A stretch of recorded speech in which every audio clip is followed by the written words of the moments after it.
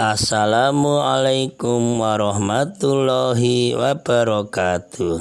Selamat berbahagia jamaah ngaji tafsir Al-Quran dengan referensi kitab tafsir Al-Ibris Mu'alif Mbah Kiai Haji Bisri Mustafa Rembang dengan sanad Mbah Kiai Haji Samsul Mu'in Khalid, pendiri dan pengasuh Pondok Pesantren Darul Amin, Jajak Banyuwangi, Jawa Timur. Semoga berkah, amin. Dilanjutkan surat Al-Baqarah ayat 4 dan ayat 5. A'udzu billahi minasyaitonir rajim. Bismillahirrahmanirrahim. Waladzina lan wong-wong akeh yu'minuna kang padha percaya sapa alladzina bima kelawan barang unsila kang wis den turunake apa ma ilaika marang sira Muhammad sallallahu alaihi wasallam wa ma lan barang unsila kang den turunake apa ma min qablika saking sadurunge sira Muhammad. Mati sini kitab suci, kitab samawi. Wabil akhirati lan kalawan akhirat umi utawi alladzina amanu iku yuqinuna padha yakinaken sapa alladzina. Ayat 5. Ulaika utai mengkono wong wis den sipati iku ala hudan natapi ing atase entuk pituduh petunjuk min rabbihim saking pangerane ulaika wa ulaika lan utai wong kang netepi sifat-sifat kang wis tinutur hum utawi ulaika iku al muflihuna wong kang padha bejo-bejo kabeh. Keterangan surat Al-Baqarah ayat 4.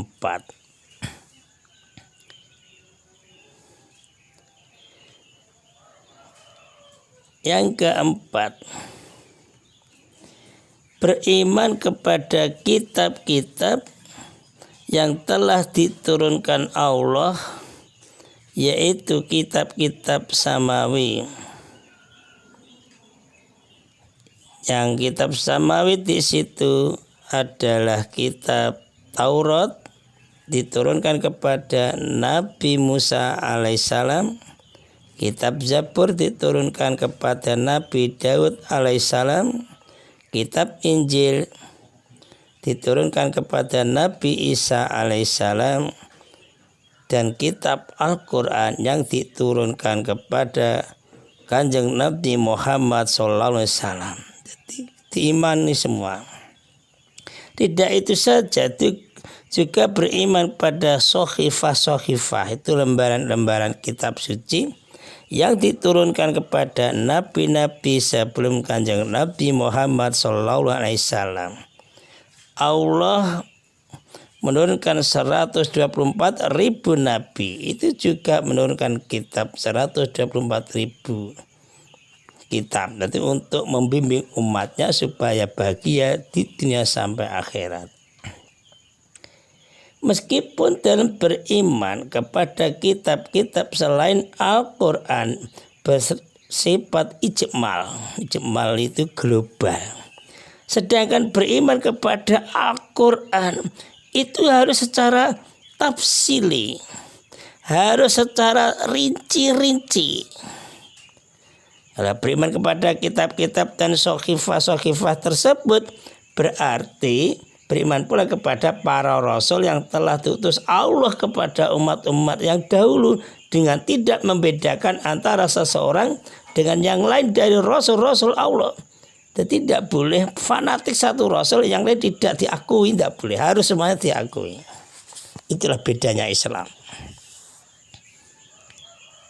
Beriman kepada kitab-kitab Allah itu merupakan salah satu sifat dari orang-orang yang bertakwa. Ya, kita harus meyakini itu. Orang-orang yang beriman kepada kitab-kitab Allah dan mempelajari isinya adalah para ahli waris Nabi, ahli waris ajaran-ajaran Allah, baik orang-orang dahulu maupun orang-orang sekarang sampai akhir zaman. Ya, mudah-mudahan kita walaupun lemah, tidak pintar, tidak cerdas, mudah-mudahan oleh Allah ngaji Al-Ibris bersama-sama termasuk digolongkan mendapatkan ahli waris para ulama, ahli waris para nabi. Mudah-mudahan, amin. Sifat seperti ini akan menimbulkan rasa dalam diri seorang muslim, rasa dalam kita sendiri, bahwa mereka atau kita ini adalah umat yang satu. Ya kok gitu? Iya, umat yang satu. Agama mereka satu, apa? Islam. Kita kan juga Islam, agama Islam. Tuhan yang mereka sembah siapa? Allah yang Maha Satu. Kita juga menyembah Allah Maha Satu, Maha Pengasih dan Penyayang. Allah itu memang Maha Penyayang pada hamba-hambanya. Karena sifat satu agama, satu keyakinan, ini akan menghilangkan sifat perbedaan. Cara anak-anak sekolah, eksklusivisme anak-anak sekolah itu. Jadi sifat perbedaan membeda-bedakan dalam seorang muslim itu hilang. Contoh-contoh sifat yang membedakan atau eksklusivisme itu meliputi contoh-contoh sifat sombong, sifat tinggi hati, bahaya lagi sifat fanatik golongan. Kalau tidak golongan saya semuanya rendah. Tidak boleh. Rasa kedaerahan, rasa kesukuan, rasa kebahasaan, rasa kebangsaan juga.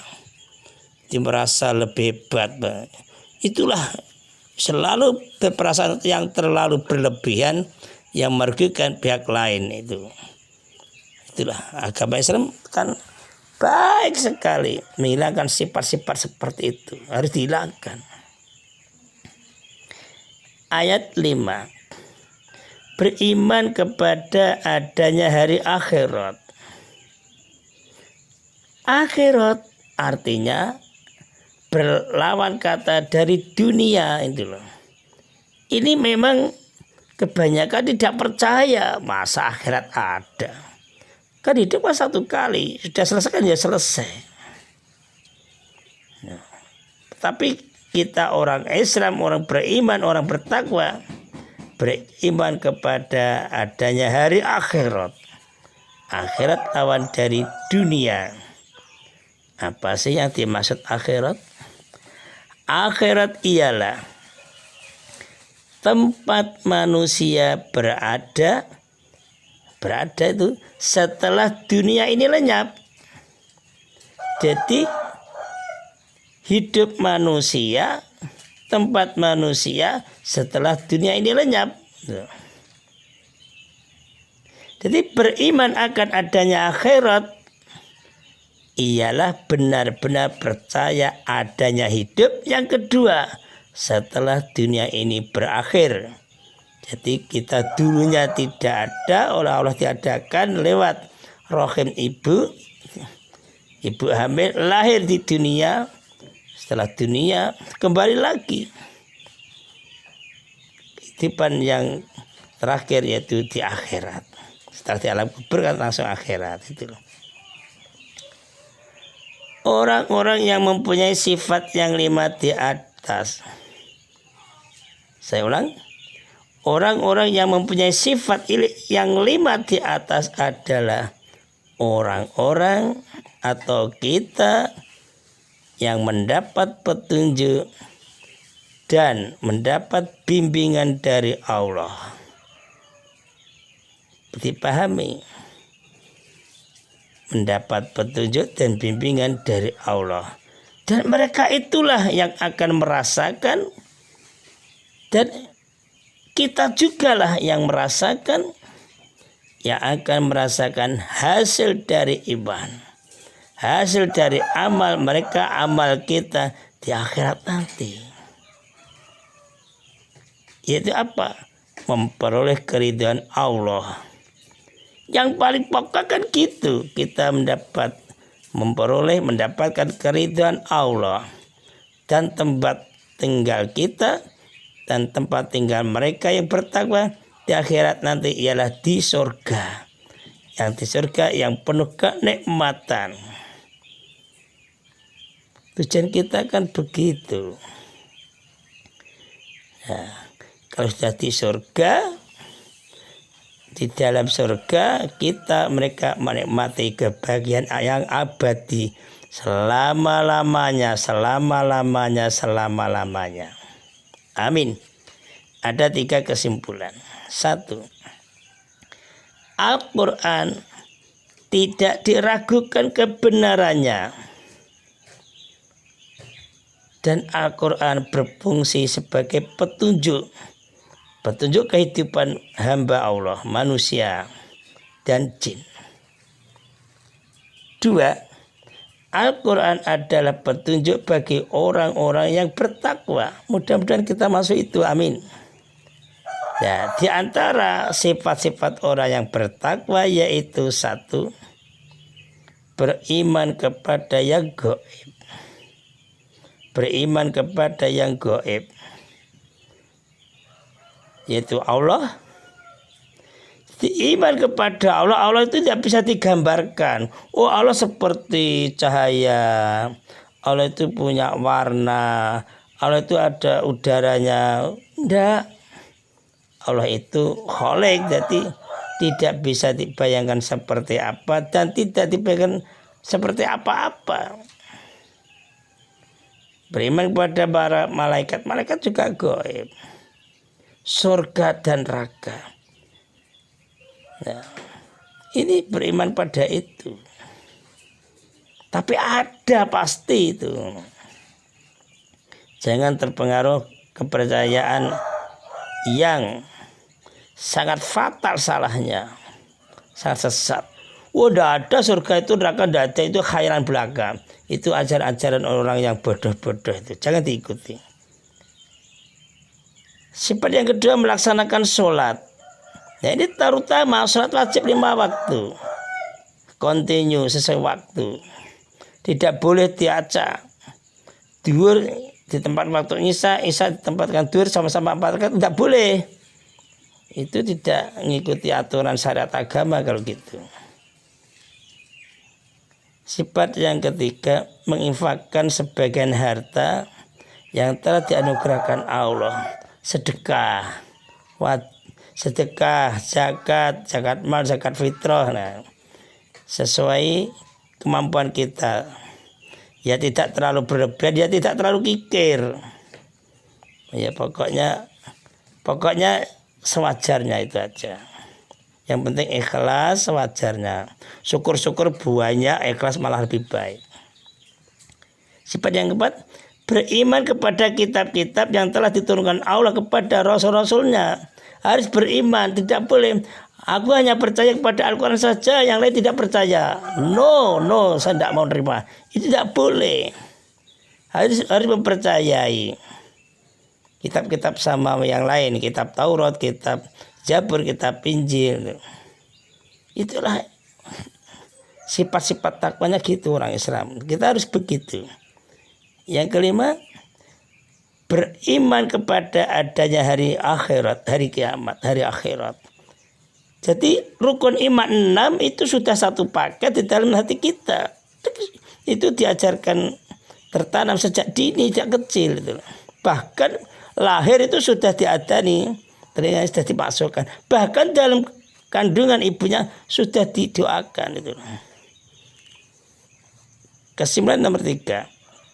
Orang-orang yang memiliki ciri-ciri itu 5 tadi, yaitulah orang yang mendapat petunjuk, hudan, Dan orang itulah yang mendapat kebahagiaan di dunia dan di akhirat. Mudah-mudahan kita bersama-sama keluarga, masyarakat, teman-teman kita digolongkan orang yang memiliki ciri-ciri 5 tadi dan mendapat petunjuk dan kebahagiaan di dunia, khususnya besok di akhirat. Amin. Assalamualaikum warahmatullahi wabarakatuh.